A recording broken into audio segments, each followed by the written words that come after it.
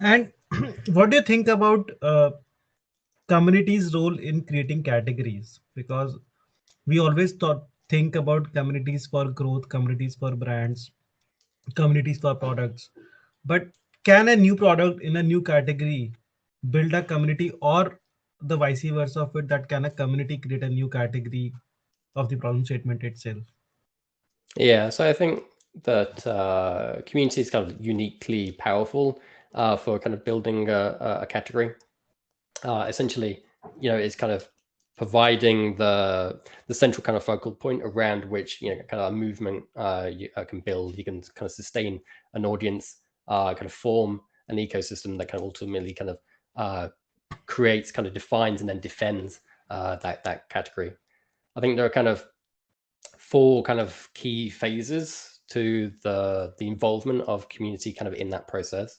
So from the outset, you're just starting with an idea, right? So a founder might kind of see a problem, a different way of kind of solving things, kind of in the future, and they can start to kind of form a community around those ideas by just kind of creating and sharing content, and then that kind of reaches people, like-minded people who buy into those ideas.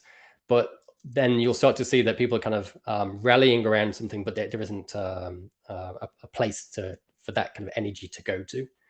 And so then it gets into kind of the second phase, where it's more of this kind of creating a movement. So you combine that content with community. It could be a platform like like Slack or a forum, or it could just be kind of a series of events.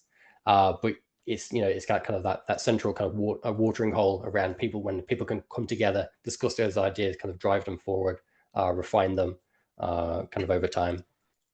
Once you kind of have that kind of key kind of core audience around those ideas, I think that's when you get into kind of the third stage, which is more kind of establishing the category. So when you are getting more into the kind of solution space, as in you can then start to actually kind of build the product.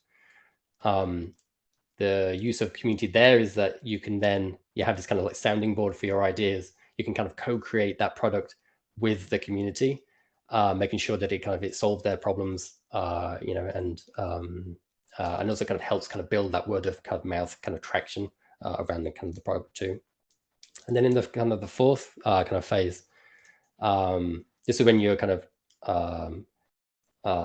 you have then an established category, and you're then working to defend it.